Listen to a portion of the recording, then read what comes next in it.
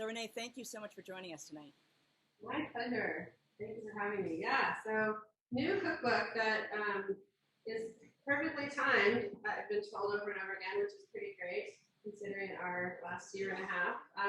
This is a book, it is called Getaway, and it's a book of 6 chapters of places in the world that have been really important to me and have been a huge influence in the way I cook in our restaurants here in Seattle. So those are Seattle, obviously, which is the last chapter, but it starts in Rome, then it goes to Paris, then to Normandy, then to London, then to Baja California, and then to Seattle.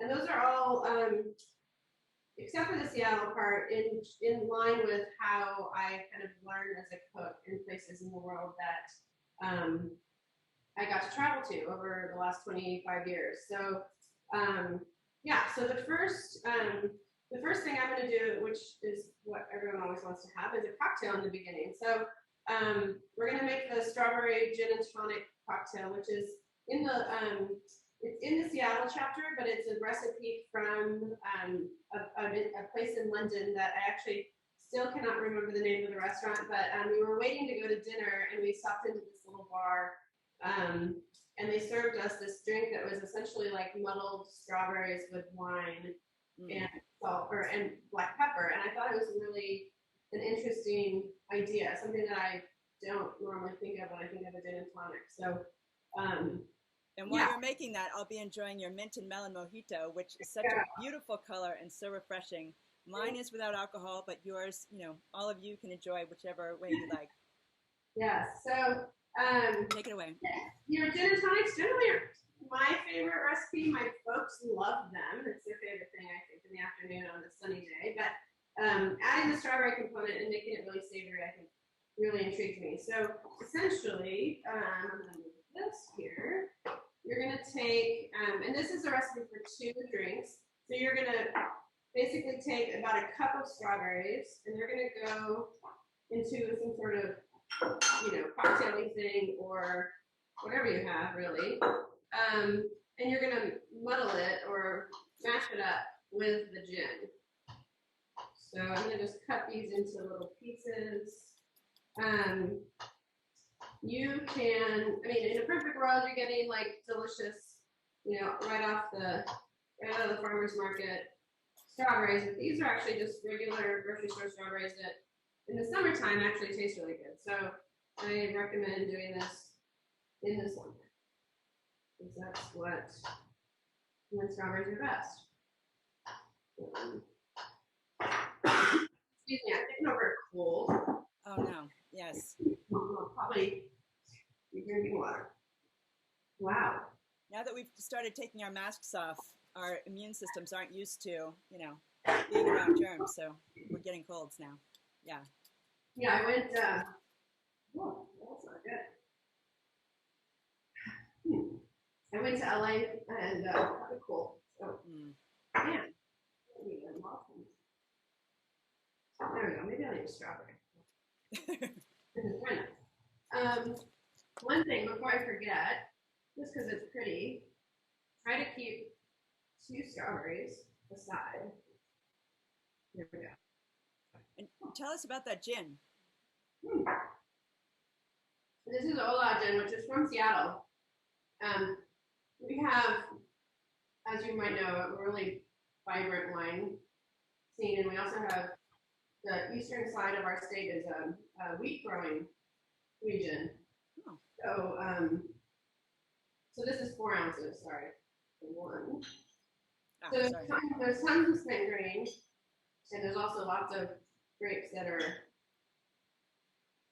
left over, sadly, because there's been so much planting that there's a lot of spirits being made, which is really great. So this is one that we use in the restaurant, and it's just super simple gin. It's not really very, it's sort of like London dry style, so it doesn't have a lot of aromatics. So I think it's nice in a cocktail, especially with something that's strong, kind of like a strawberry, so that you're not kind of competing with it. So I'm just smashing this. You can see I don't have a proper tool. Now we're going to give it a go. You could also blend it if you wanted to. I think like real bartenders, besides yourself, would be embarrassed what I was doing. There you go. Make two. So this makes 2 cocktails, right? This does make 2 cocktails. So it's essentially just this that will strain twice. And then you add.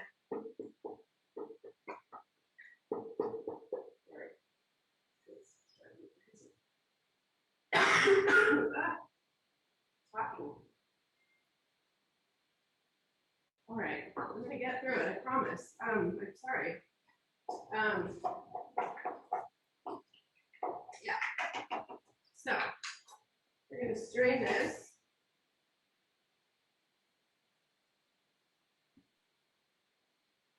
Look at that. You know, is it pretty? Yeah. And then I'm gonna smash it a little bit more. Just can as much out. You can also, it's kind of fun. You can blend this and keep using it if you want. You'll see that with a proper muddler, which I don't even have at home, so I don't know.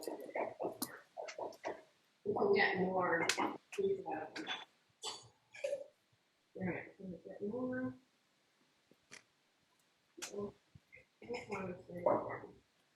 And then we're going to strain it just another into these glasses, and I'm going to grab my ice. Okay.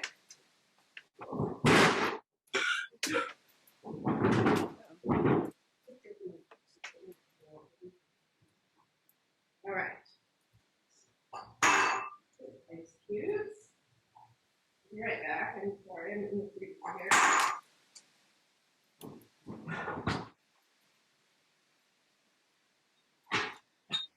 Actually, my first time hosting outside, and yeah, it's my first time hosting outside, and we've got a squall. But luckily, so a severe thunderstorm, but it'll be fine. I just took the book down so it doesn't blow away. Oh no! All right, so we're here. Okay, so there we go. We're in this. I finally have a throat glove, so that should help me in my embarrassing talking. Ooh, you've got those fantastic big ice cubes. Now I've forgotten what makes those special, but I love them. I think it's really, I don't know, it's nice. So at that point, it's all gin, basically, at this point, which for me is a bit much, so I'll get a little strawberry on the side. And then this is Fentimans, which is an English tonic. Oh, yeah. Yeah, how cute, right? Oh, God, beautiful. Yeah. You have so many delicious cocktails and just beautiful, you know. So that's another reason why I thought it's such a wonderful book for book clubs, because it's not only cocktails, it's also recipes. So yeah. Share my other one with our tech guy, Eric. There you go. All right. Cheers. Yeah. So sorry about that. That was not part of the plan, but not at all. So yeah, so the cocktails in the book, there's 5 cocktails for each chapter. And I wouldn't say that I'm great at making cocktails.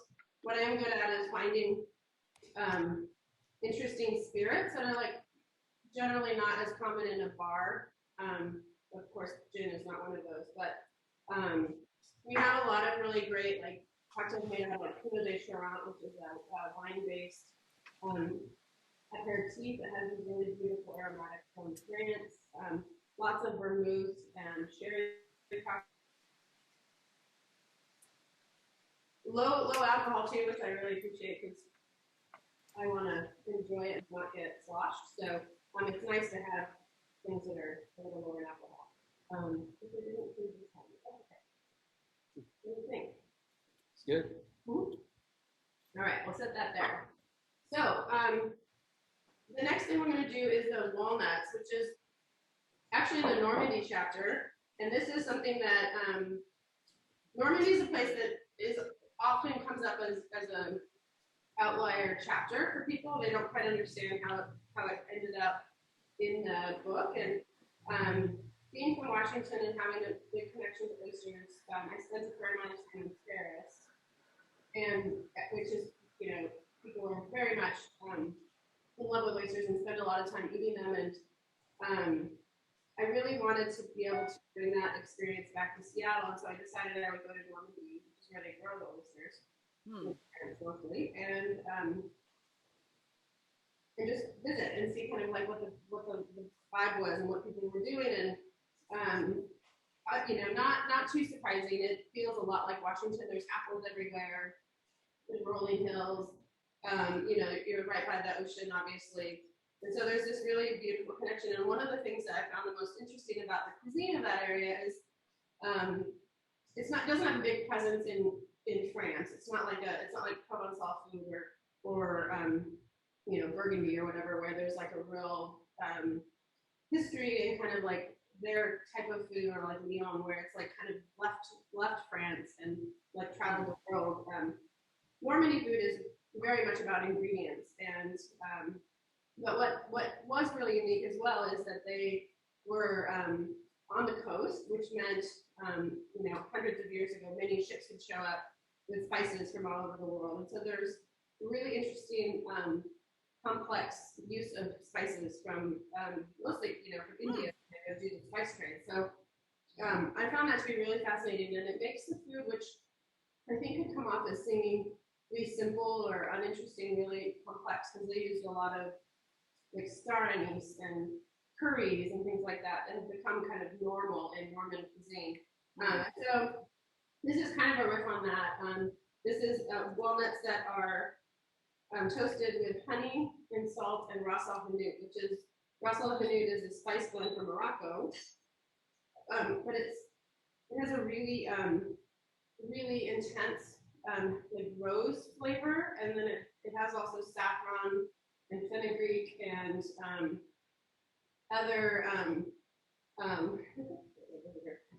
other spices like cumin and things like that are pretty traditional in spice blends. So I love this, and I think it's a really nice way to kind of make something really simple, which is toasting walnuts, really complex. Yeah. In the book, we serve this with like a camembert cheese. So. And in the book, do you say where you can get that spice? Because it sounds like a little. We do, and this is a brand. It's called Villa Gerarda, and it's in the back of the book as a source. And then on our soon to be on our website at Whalewinds, we're going to be selling a lot of these things, because this is a friend of ours who does this. Oh, good. Okay. He's from Morocco, and it's really beautiful. So essentially, it's just the nuts. We're going to add a tablespoon of honey and drizzle that kind of all over and toss it. And then the spice and the salt. So I'm going to just take this. It's amazing. And it's a big bowl. This is important, so that you can really stir them up before you toast them. Take this spoon, stir. Doing the honey first, obviously, is important so that you can keep the spice and the salt on the nuts. So oh, great! You put the website where you can get the spice. Thank you so much in the chat. You got it. Yeah. I love it. Great job. And then salt. And again, like this is something I would kind of think of these as like a fancy version of potato chips or something, where you want, like sometimes I think people think potato chips are a little salty, and I think they're intentionally that way because you're having it with a cocktail or it's going with, a salsa or something like that. So err on the side of a little more salt. So then just onto a sheet tray. If you want, you're welcome to put parchment down so that it doesn't stick. That's a handy tool as well. And then I would just spread them out, so you don't want them touching. They can touch, but just not like piled up. You want to give them a little room to toast. And so these are going to just go in a 300-degree oven, and we'll check on them every so often. You'll start to smell them too, and you want to take them, obviously not to burning, which is what I've done a million times, but listen to or smell them as you're doing it to see kind of how they change. This is kind of fun to get used to it, but on a lower temperature is helpful because you do burn walnuts fast, and they're really expensive, so yeah, nobody wants to do that.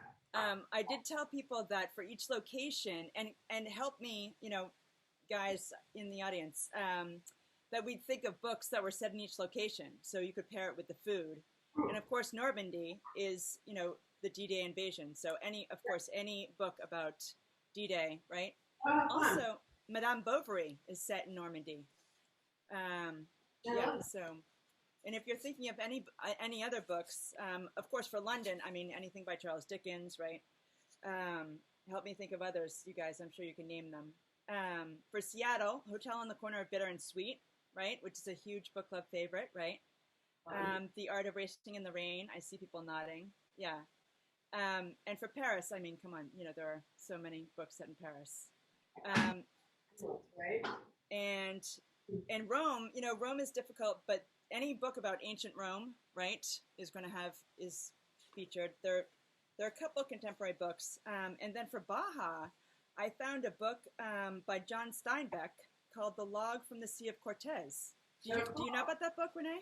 I know, but I'm going to note that because I have a couple old travel guides that I've collected from Baja that are really interesting because they're all from like the 40s, and it's such an interesting, you know, like so much is the same, which is pretty great, I think, in a place that, you know, is so close to California that could have become like really, I mean, there are lots of things that have changed, but like generally when you go into the country, which is a large part of Baja, it's very rural, and the traditions are pretty alive, which is really, I think, perfect for a place like that.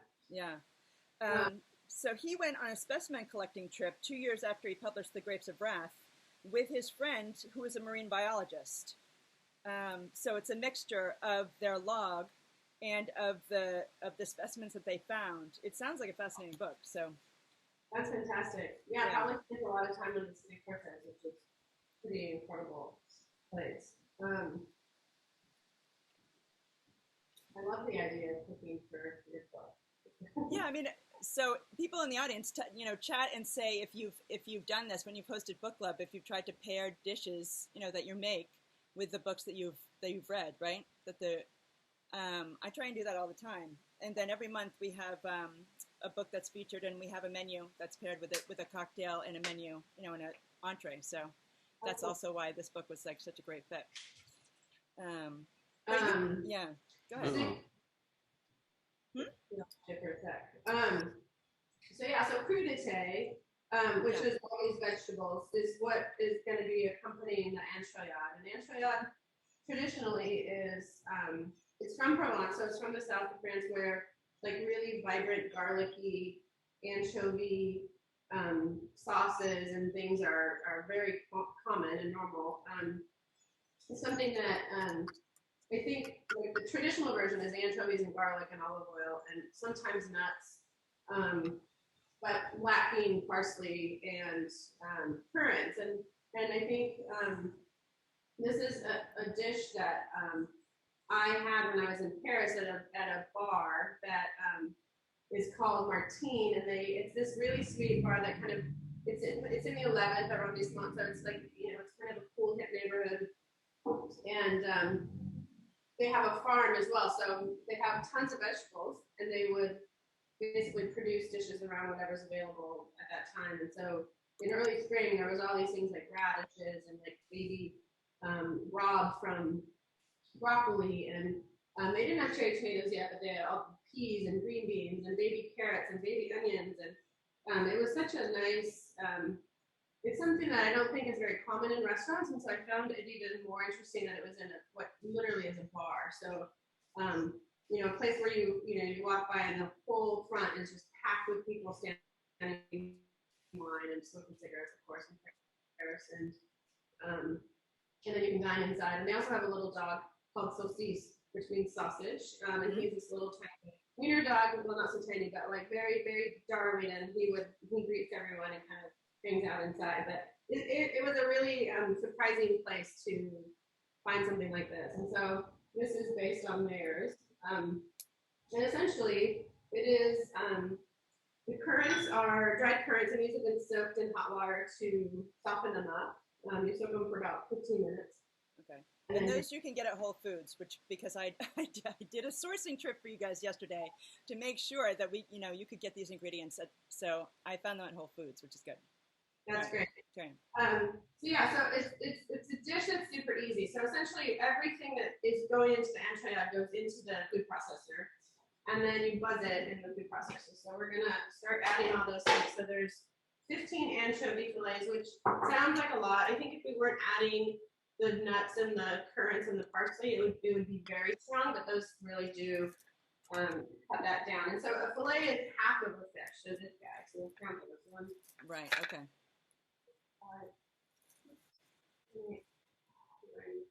10, 15, so almost all of them. This was a small tin or small jar of anchovies. So if I were at home and I was making this, they would all go in. Just because what am I going to do with the other 5 that are hanging around in my fridge? I'd rather just have them. I might add a few more currants and hazelnuts if I thought that it was going to be too anchovy. But I'm a huge fan of anchovies. And I think, especially in this dish, there are, it's like, I think people think of anchovies like, oh, it's too fishy, but I think in general, it's that way if you're buying not great ones, and also if they're out of balance. So if there's not enough acid, traditionally enchilada would have red wine vinegar or something in it that kind of balances that, intensity. And really good anchovies should taste more like tuna than what we perceive as fishy. So, I think give them a few more tries if you're not a fan yet. So all the currants, that's about 1/4 of a cup. And then these are toasted hazelnuts, again, similar to the walnuts, which we should check out. There, okay, still. Toasted, and these took about 8 minutes in the 350-degree oven. Some hazelnuts come with this paper on them, which... oh, the brown? Yeah, so you kind of can rub it off. I rub okay. inside a towel. So you dump them all in a towel and then kind of rub the towel, and then the paper will come off. But you don't have to get it perfect. It's fine. So there's that. And then it's, again, it's from Provence, so it's pretty garlicky. So these are 3 cloves of garlic that I peeled. Parsley, these are the flat leaf parsley. And I try to get most of the stem off, but if it's that part, it's totally fine. So parsley. A pinch of chili flake. I just want to show the picture from the book so people see what our end ingredient is going to look like. That's great. See that? All right. Let me make it. And so then we're going to do zest of a whole lemon. This is where it's good to have a microplane. It's one of those tools. If you don't have one, you should go get one. It's really, really great. You can use it for cheese, obviously, but for grating citrus like this, you really only get the peel, not any of the pit. You can kind of see it here, but it's fluffy and perfect. Yep. So it's really what you want. So there's that. And then we're going to add some juice. And it's about, I think I said a tablespoon, but it's 2 tablespoons. So I juice right through my hand. You can use a measure if you want. I'm going to use, again, this is sort of the same thing I would say about the anchovies. I'm going to just juice it all. I like things to be sharp, and this isn't a giant lemon, so probably a little more than 2 tablespoons. Okay, so I'm going to pause for 1 moment and check the nuts real quick.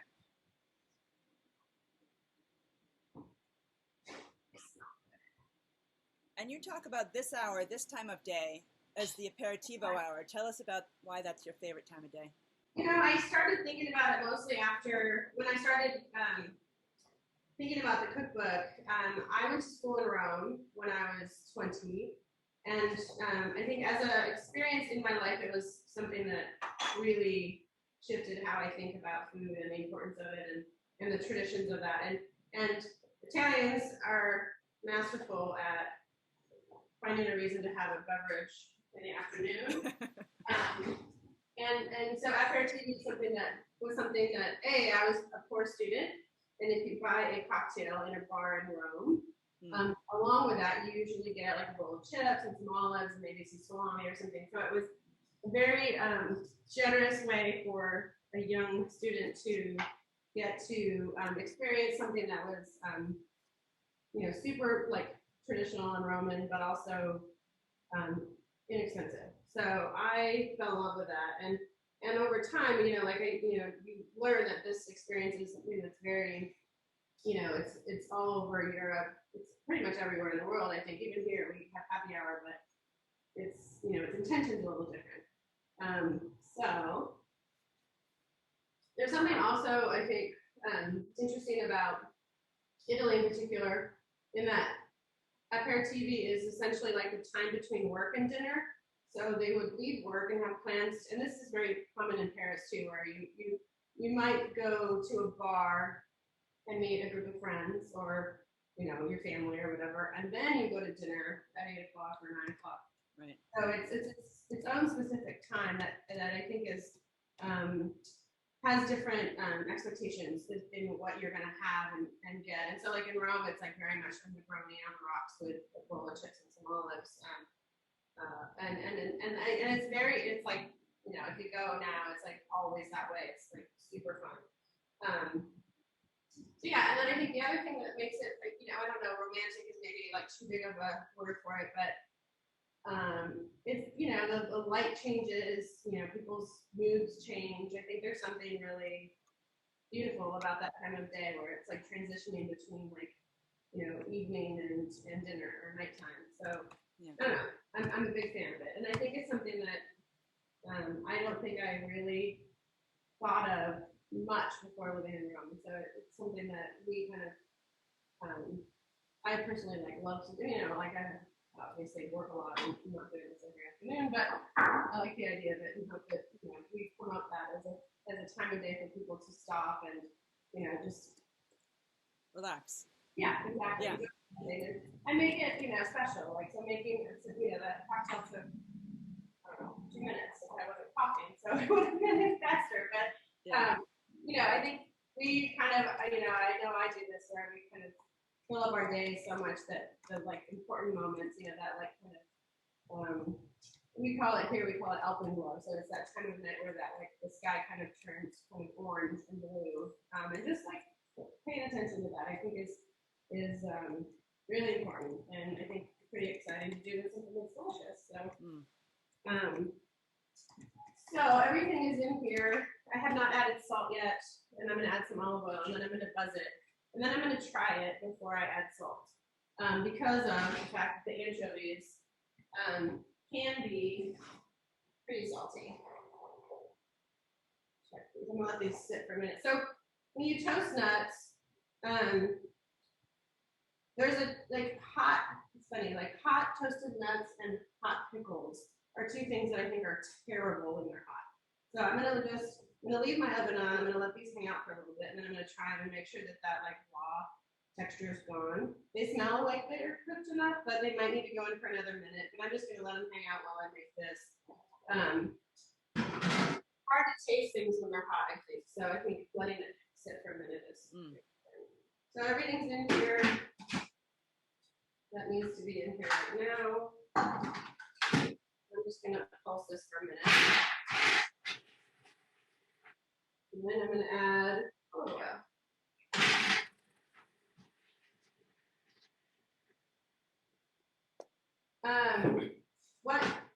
Depending on the texture you're looking for, right now it's super, I'm not going to take it out because it'll be hard to get back in, but it's super crumbly.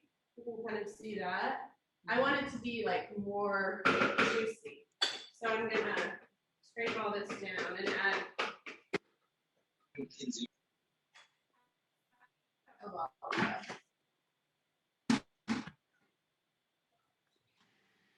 Right, so it kind of looks like a sun-dried tomato. That's kind of the coloring in the book. Yeah, that's from the currants. Those are the currants and then the nuts. At this point, it's kind of to a texture that I think is easier to, so because you're going to use this for obviously to scoop with, so you kind of want it to be scoopable. So at this point, it's kind of like a paste, and I'm gonna take out the blender part, and then I'm gonna adjust the seasoning.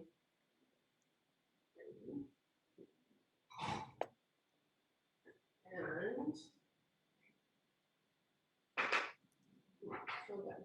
It doesn't need any salt at all, which is what I was thinking. And it has a really nice vibrancy from the lemon juice, which is great.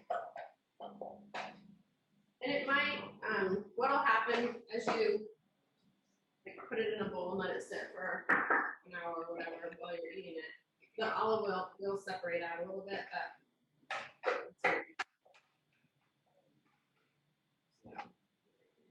so I'll share with people. I made the recipe ahead. this will show you how much I cook. So the recipe calls for anchovies, right? And so I said, mine didn't come out like the book, And Renee said, well, did you use sardines or anchovies? And I said, oh, right. It was anchovies instead.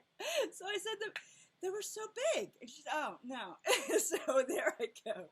So don't do what I did, but, it still tastes delicious. It doesn't taste fishy. It has body and heat, so it doesn't taste fishy, even with sardines. So at this point, like if you were to make this entree, you could do this a day or two in advance, and it would be fine. It might lose its like intensity, so you might need to add more salt to it. But what do we got going on here? Showing audio. Oh wait, are you on? Are you here? Yeah. Here? Yeah, okay. I can hear you. Yep. There's a pop-up that's telling us to do something, and I'm like, I don't know. Oh. So at this point, like this could go in your fridge, and then tomorrow, like say your friends are coming over, you can pull it out, put it in there, check the salt, because I think like with soup, sauces and things like that, it's like the salt kind of gets eaten up and disappears. So you can add a little more salt to it if you'd like. So at this point, you just need like kind of a platter that is as large as you can get or that you want to have to serve people. Some of the things I've done in advance, like these are green beans that I blanched really quickly in salted water and then into ice bath.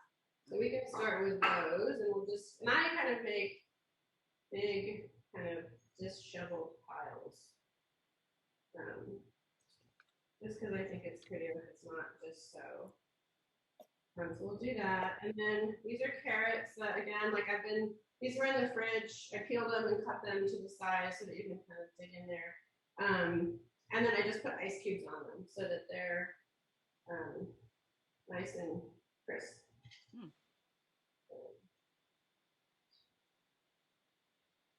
If you get like those sweet little baby carrots, that's great too. Fennel bulb, I think I really like, especially with all of those anchovy. All I do is this had like a big floppy fennel fronds on it, which you should save if you like to make like veggie stock or anything. You can put it in a pot and start cooking it. But what I would do is just cut it straight down the middle, and it has this really pretty part. And what I would do is then cut it again this way, and then just go like this, and it will generally stay together. So you see that like middle piece. Okay. Holding it all together. So let's do some here, and it's gonna fall apart a little bit, but that's okay. It's kind of like a big fennel scoop. So you can just go. I thought it was done with a mandolin from the photo. No, not Okay. that one. But you could do that. I might have said for you to do that. I don't know. Well, easier to eat this way, definitely. Yeah. Good. Mary is being nice to me, very nice to me, and saying some of my best dishes have come from misreading recipes. Thank you very much, Mary. They're guides. They're not. It's not intended to be like a must do. So. Right. We were talking about that earlier. Especially I think during the pandemic, like people had to get creative because no one was going out all the time. So you had to have opportunity to like be flexible and make sure that you were willing to like look in your pantry and see what's going on, because if it's not, it doesn't mean you can't do it. You just have to be willing to experiment a little bit. Yeah. Yeah, I want to ask you about, well, your other cookbook, but I also want to talk to you about your restaurants and also what's going on with the restaurants now. Yeah. Because I just came back from Provincetown and saw firsthand just really the really unbearable stress that the restaurants are under in terms of supplies and also human, wait staff. So, but anyway, we'll get there. But look at that! Look how fabulous that looks. So this is something that a few of my employees taught me this year, which was really fun. Is like the really adorable way of cutting a pea, which is then not drop it, but cutting it so that the little peas are cut in half. I think it's so charming. Oh, nice. And just, this isn't that cute. This is really cute, so I like that. So I'm going to just do little peas. Other things you can add to this would be like broccoli, like really beautiful, like sprouting broccoli would be really nice. What else do I? Oh, like green onions. If you like onions, are really nice, especially when they're spring and kind of, sweet. You can do like chicories and things, like small, like castelfranco and other kind of radicchios are really nice. Baby lettuces, I think, were perfect because if they're like those little tiny little gems that you cut into floors, and you just have this big thing. We got some radishes. These are just regular red radish. Radish kind of turn a little ugly when they dry out, so I rub them with olive oil so that they're shiny. Oh, wow. And then they're a little slippery when you cut them, so be careful. And then I would cut these into quarters, and then just follow those up.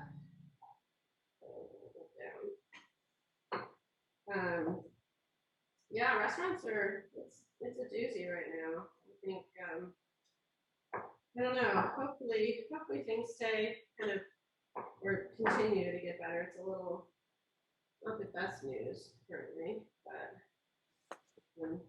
yeah, Seattle's done a really great job, and so that feels nice to like not be as worried.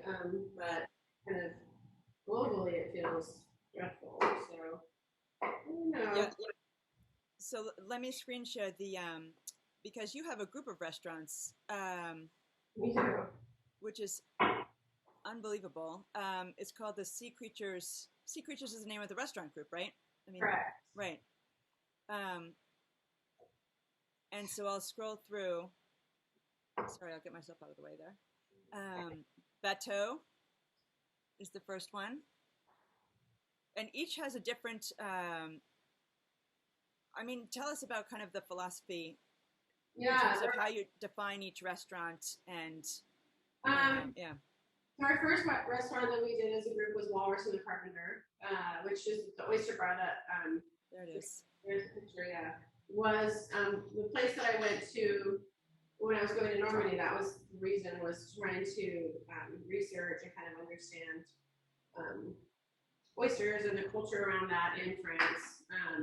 And then and so it just had its 11th, next week it'll be 11 years old. So pretty excited about that. I think it's tiny. It has a very great following here in Seattle and kind of around the country, which is really lovely. And yeah, we had this big party planned last summer for it. Of course, we had to cancel for our 10-year anniversary, and it's just a lot of it's just crap everywhere. So we're excited. It's open, and people are coming back to Seattle and really excited to dine there. So it feels really nice to have guests back inside and feel like we're. I can imagine that. So they're all in Seattle, right? Yeah, we're all in Seattle. So our second restaurant is Whale Winds, which I think you passed. The second one, sorry, we lost you a little bit. And that is a restaurant that the Whale Winds, which there it is. Back up a little bit, up. Oh, it was right above Walrus. Yeah. Right sorry. The Whale Winds? Yeah, so Whale Winds is a restaurant that actually was a lot of inspiration came with traveling in London. and it's all the food is cooked in a wood oven. So we have a lot of vegetables. It's a very vegetable focused restaurant, and then like we have like this delicious half chicken that we call it like salt crusted, but it's basically a chicken that we like cook in the wood oven with salt and butter, and it's really delicious. And the food there is I would say in many regards like my favorite in that how it is the approach of the food is really fresh and seasonal. Yeah, big fan of it. So then let's see, we can go back up to the top where you started, which is Bateau. Bateau is our steakhouse, which was named after Boat Street, which was my first restaurant. And so we called it Bateau, which is boat in French.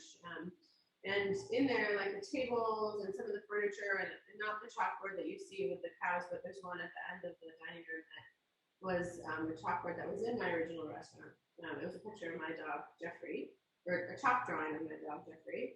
And that is a whole animal steakhouse. So we get a cow, about a cow, well, it depends, now it's a little less, but a cow to a cow and a half a week. We have farmers that we work with in the area, in the Washington, Oregon area, and they are committed to like grass feeding and grass finishing cows, which is part of the complication of, learning about food and knowing, what maybe is good or not good for the environment and for you as a person. Grass finishing is essentially, because all cows are generally grass fed at some level. What the difference is that they don't end up in a feedlot with, thousands of other cows fed things that cows don't normally eat, which makes them sick. Right. We have to give them antibiotics and blah, blah, blah. So these are cows that just eat cow food their whole life, and they are in places that are, well managed. One of our favorites is called Carmen Ranch, which is like 5 generations of women ranchers in Eastern Oregon. So that is a really exciting and very complicated restaurant. Our chef there, Taylor, has done an insanely fabulous job in trying to navigate the problems of having a whole animal and the challenges around that. It's not, we have an in-house butcher, so it's really kind of, for a steakhouse, it's uncommon. Yes, I've never heard of that. It's really wonderful. Yeah. Excuse me. Special. And it's really, his food's really beautiful and elevated and also kind of alongside this really familiar thing. So you can see on the chalkboard there's a whole list of steak cuts, and some of them are really common, but most of them are not. And that effort is really around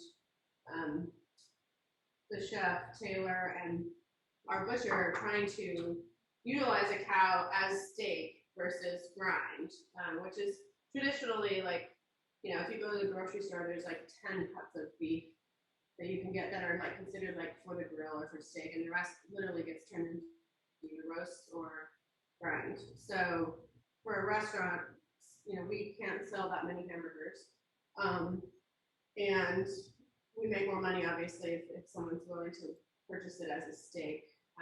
So it's been a really fun and interesting challenge for them to figure out what these other steaks are, because they're not just making this up. Like, this is something that has been going on for generations throughout the world. It's just that we've lost the kind of art of butchering. So most people don't, when you buy a steak, it comes in like a bag that is broken down to like a primal, and then that's where the butchering happens. But there's no like anatomy of like these things out of a cow, which is 1,400 pounds. So it's an insanely challenging but really special experience. So we're really proud of it, and it's really fun it's great to have it back open because it was closed for a long time. We had a lot of meat to get rid of. It was just like, how many hamburgers can we sell in a pandemic? It was our challenge. So the next door to Bateau is a restaurant called Goat Bar, which I think is farther down. Well, let's just go in order. Okay. Wilmot's Ghost. Yeah, Wilmot's Ghost. Wilmot's Ghost is our Italian inspired restaurant, and it's downtown Seattle, and it features foods from Rome south. So we have traditional kind of street pizza. So like the flat square pizzas that were like things that you would eat as you're walking down the street in Italy. So like it's when I was there, they would sell it to you by the ounce, the gram, really, the etto. And it was like a sandwich essentially. So it's really intended to be kind of like not fancy.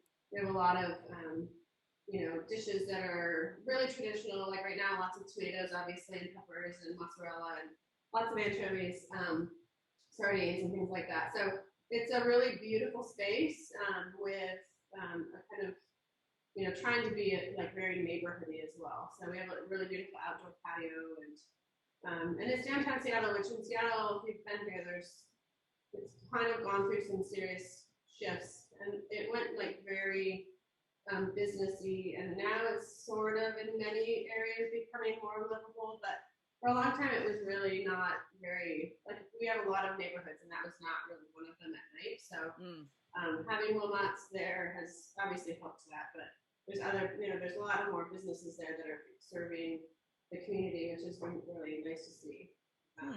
Yeah. I thought there was some connection to Amazon, that there was a. We're in it. Yeah, they're our landlord basically. So the building that we're in is the Sphere, which is this big, beautiful glass building, and above it is like a giant geodome, like basically plants from all over the world. So we're separate from that in that we're okay, sorry, yeah. But we're in that same building. We just have our entrance from the street level. Okay.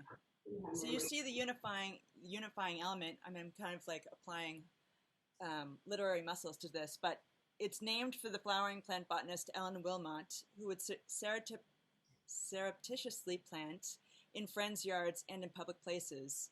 So that's kind of what you're doing to downtown.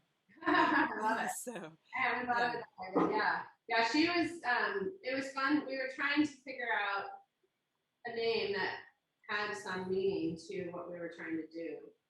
So connecting the building, which is filled with all these plants, to Italy, and after a lot of internet searches, we uncovered Ellen Wilmot, who was a botanist who designed gardens both in England and in like the coast, so like the Riviera and Liguria in Italy, and she would put holes. Supposedly, this is the story I tell. She would put holes in her pockets and like shake out the seeds, and she would come over, and then the next year these plants would come up. So they named this plant after her. So we have some in front of our restaurant too, which is really nice. Oh, that's great. Yeah. What's next? So we did whale. Walrus. Walrus and barnacle is our sweet little Italian aperitivi bar. So that whole wall that you see is filled with amari. Wow. Kind of bitter things. We sadly don't have that many now, but we're going to slowly build that back up. But it just reopened, and that's it's right next to Walrus, so we use it as like a holding area for people that are like waiting to get into Walrus. And I think we're on a street in Valley that's like famous for bars, and historically it was an area with a lot of fishermen, and so there was a lot of wild bars, and there's a tendency for it to be a little bit of a party street. So it helped us to have our guests next door so that we could manage the alcohol consumption a little bit. Because sometimes they would go down the street to all the bars and then show back up for their dinner, and it was just like, oh boy. So this has been really nice, and it also, for me personally, like being able to expose people to more amari and kind of that. That's right. Aperitivi has been really fun, and it's great. A good friend of ours, Brad Thomas Parsons, he wrote 3 books now, I guess, and one of them is called Bitter, the other one's called Amaro. He also did one called Distillery Cats, which I love, but he wrote about barnacle in his foreword, and it's really charming because it's a space, it's tiny. I mean, kind of what you see in that picture. Yeah, we give away potato chips, which is what you get when you're in Italy, and it's just a nice place to have a drink while you're waiting for Florida, so we love it. And a spectacular logo as well. Yeah. And they all do, but yeah, they're all very special. Yeah. So next up is Bistro Shirley, which is named after my mom, and sadly is closed. Oh. And it's in a neighborhood. We can't get enough staff. I mean, that's kind of the story around the world right now. But it's in a neighborhood that I think it's had its challenges as a restaurant, and we hope to open it up. But we just like you can imagine having 10 restaurants originally and closing all but 3, really all but 2 down. The effort to reopening is essentially like reopening a new restaurant every time, and we've been doing it really in a short amount of time, and so it's a strain on everyone and on staffing, because everyone, like all of our restaurants and every other restaurant that's been closed is trying to hire people. So far. Right. So are you facing the staffing challenges? I mean, would you say you're at 80%, percent capacity? Because I feel like I think this is there was a story actually down in the Washington Post about how the staff and in Provincetown restaurants were treated, that they were threatened to be sued because they couldn't get outdoor tables, and this, and they were really verbally abused to the point where some of the restaurants were actually closing for a day of kindness and rest for their staff. Yeah. So I mean, it's not just a lack of staff, it's also a lack of ingredients. I don't think people fully understand that there are supply chain issues. So yeah, I'm wondering if you can talk about both the staffing and the supply chain. There's problems kind of every direction you go, for sure. Staffing's obviously important to be able to be open and have guests come in and dine. It's also, it's still a pandemic, so if there's any scare around an exposure or, some sort of contact to someone with COVID, you have to quarantine, so that loses staff. Anyone that's worked with that person probably has to quarantine too. So it's compounding, because it's not only like we're all trying to hire, across the industry. We're also, kind of dealing with that internally all the time. So it's super challenging. I think the guest experience part is really hard. I would say 95% of the people are really lovely and gracious and get that it's not normal, not normal dining, even though everyone wants to feel like that. I mean, I know I want to feel like life's somehow returning to some sort of normal. Right. But there are, unfortunately, and it's, it's everywhere. And it was before, but now I think our, I think restaurant employees and owners are willing to put up with a lot less now, because we're just so tired. And I think it's been given an opportunity for the industry and kind of all industry, I would say, to really evaluate what the goals were and who sets them. And so, yeah, it's hard, because you're trapped in this place where you're trying to make people happy, and if you're not, and then there's some sort of pushback, there's a point where you stop really trying, and that is challenging and frustrating, and especially if there's alcohol involved, it's extra problematic. So, yeah. So I guess I would say, having had that experience, that because I feel like the restaurants want to, as you say, imagine, just project that everything is normal, everything is back. But if people just have this idea in their head that yes, there are still constraints, that maybe they would have a little more patience, and make it more enjoyable for themselves. Yeah. We're trying to get glassware, and there's no glassware. We can't even buy glasses. So we're the servers are having to turn glasses around faster, and if there's not enough glasses, you break more glasses, and the suppliers have no glasses because they don't have any. They haven't been able to produce anything, and this goes for wine. Anything that's been on a boat that comes here, olive oil, any sort of ingredient that's not local. Is back ordered. So it's just right now, normally it would be the height of rosé season, and every rosé that shows up is just bought immediately and sold. So you're constantly trying to find a new one for, and with us it's we try to not have the same line in any of the restaurants, so you're really trying to focus on, a whole variety of options, and so it's insane. Things that I think obviously we've never done this before, so the impact and the challenges that it presented is I think we're with them for quite a while. I don't think it's going to be anything's going to feel remotely like back to what it was in a business sense for a year, I think, maybe longer. I don't know. Yeah.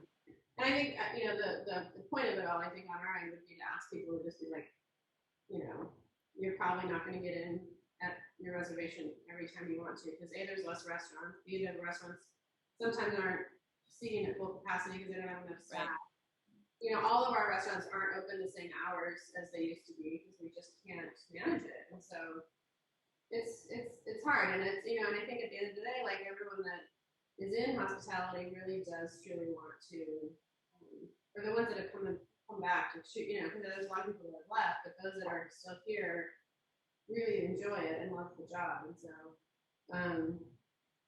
it's hard, like, because you want to feel good about what you're doing and your goal is to make people happy. So when people are not, it's hard on top of all the other complications. So yeah. So we'll see. I mean, we thankfully it's better than it was, last year at this time. So we're grateful for that. But. I was just going to say it's a tremendous feat. First of all, to have this large a restaurant group and for you to have survived so well, it's really extraordinary.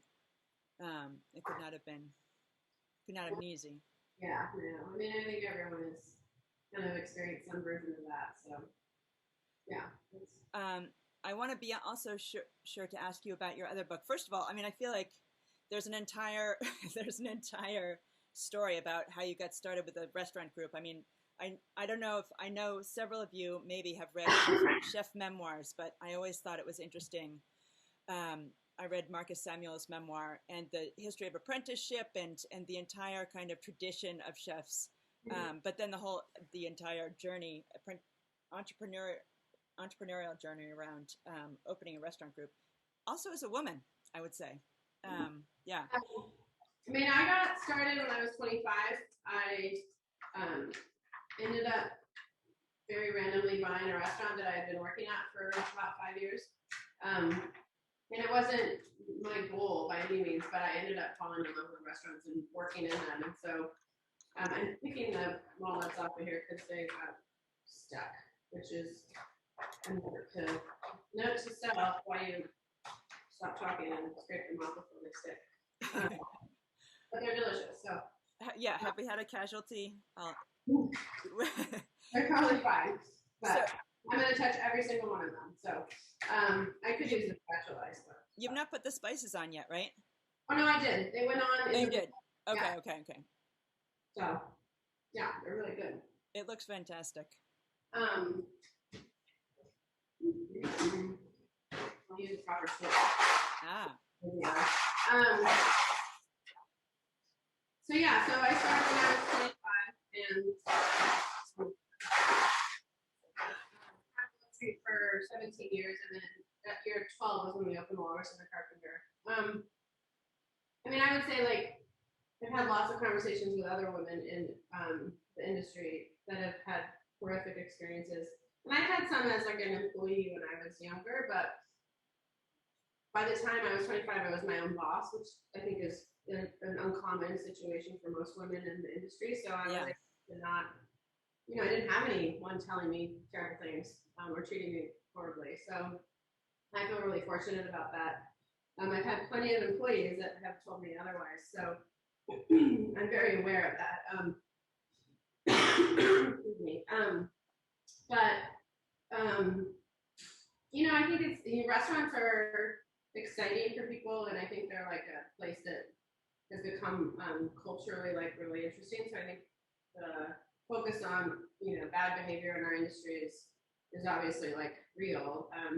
But I would say for sure it's like not isolated to restaurants. So I think that kind of attention and change should happen kind of across all industry. I think my husband gave me a data point today, which didn't really know that it would be relative to what we're talking about, but I think it's essentially said it's like white men in America are like 33% of the population and maintain 63% of like all leadership roles in industries.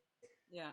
So that alone, even if it's like entirely accurate, is horrific. So that's the goal I think for everyone is to like change the way our society functions in the communities that we create so that it's not out of balance and that the people that are actually showing up to do the work have a voice. So, yeah, I mean, there's a lot of work, obviously, that needs to change, but hopefully, I mean, I think that was what felt really great about the pandemic was that there was time for people to look around and just be like, this sucks. Like, I don't want to do this anymore. So having changes happen, that have long-term impact is really what has to happen. So Yeah. there's great organizations and restaurants that are working on that too, which is important, but I think really it's sort of top down from every industry. Yeah. Let me just ask about your previous book. Let me screen share, which won the James Beard Award. Again, a beautiful cover. Probably the same artist, chalk artist, right? Different, same artist that did the illustration in this book, but different than the chalk artist at the restaurant. Yeah. So this is Jeffrey Mitchell, who is one of my dearest friends, and he was my teacher when I was a student at University of Washington. I was an art student, and I took a printmaking class from him, and basically just thought he was the greatest thing ever. And so we thankfully become really close friends, and I've been able to work with him on both books. He's done a lot of artwork for our restaurants too, and is a real. He is like one of the original sea creatures, we call him, because he has participated in. He actually worked with me at Boat Street 20 some years ago as well, so he's been around forever. So he's really important. And this book is a seasonal book, so it's broken into months essentially, and then menus around that, and then within the menus there's like little carve outs for recipes around ingredients that are part of that season in my mind. And so and those recipes are really loose. There's not a lot of like specific weights or measures. It's more like kind of talking through something like jam or things like that. And sometimes there are more details, but it just depends on the actual recipe. And then within each chapter, there's a person or a like organization that has been really important. So like there's Jeffrey's part of it, Carrie Omania, who's now the president of our company. She's in it, and just trying to show the whole system that I got to work in. Our beekeeper, gardeners, oyster growers. So it's a real kind of story and kind of a love letter to all of those people that have been really impactful to me. And so I now, like in hindsight, can look back and compare the two books and think of the first book as kind of the really kind of close-in people in my life here in the world in Seattle and in the Pacific Northwest. And then the next book, Getaway, is more kind of the outer version of that. So, the places obviously that have been really important, and then the people and the farms and the experiences that I've had in those locations and how they've influenced me as a chef. So, yeah, it's fun. I don't think it took me a month or two past publishing the book that made me think of that connection, because it felt, I think I was too much in it to really understand that there was a similarity there. Yeah.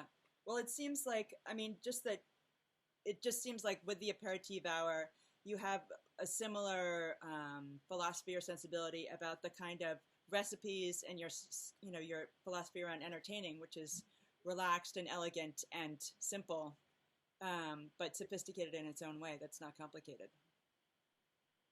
Yeah, I think I remember growing up in the 70s and 80s where like parties always seemed like a lot of work, and they are a lot of work, but I think more than that, they should be like really fun and trying to have, like the host not be like freaking out, like doing dishes or like, hiding in the kitchen all the time. So there's a lot of things that are like intended to be, made ahead, or, like opening cans of sardines or, whatever, so that it doesn't have to be, hours in the kitchen to have people over. And I think, having that as a goal and an experience that we all can share, it's really great. I think it's a nice way to eat food and spend time with people. And I love restaurants obviously because I have lots of them, but being in someone's home is such a different experience. And so you hope that, you don't want the host to be not with you. So I think trying to create ways to make food that's simple and still really delicious, like going to the farmer's market and buying what you can. And, just literally at this point could just sit in your fridge until people show up and then you could slice some salami and have a hunk of bread and you're good. Right. So, it doesn't have to be, and like, I think the idea of dinner can be whatever, it doesn't have to be like hot. It doesn't have to be like a whole chicken. It can be a lot of things and you're still full and it's, nutritious and delicious. So yeah, just kind of like changing our expectation or our desires around what is considered, a dinner that you're going to serve your guests. Because I would be thrilled if someone put this in front of me. So yeah. Yeah, I mean, it really is so perfect for book clubs, and I think the book is so special because you have stories about the locations, and you talk about ingredients, like perfect ingredients that you should not miss, and techniques. So it's just very special. And I know we've gone a bit over time, but and we're giving away 5 copies of the book, but Renee does not have to be here for that. But Renee, I want to thank you so much for joining us today. This was a really special experience, and I really thank you. Thank you for having me. Really lovely. All right, so stick around, and I'll, everybody else stick around so I can select 5 winners. And thank you so much to Renee. Yeah, of course. Take care. Okay, you too. Bye.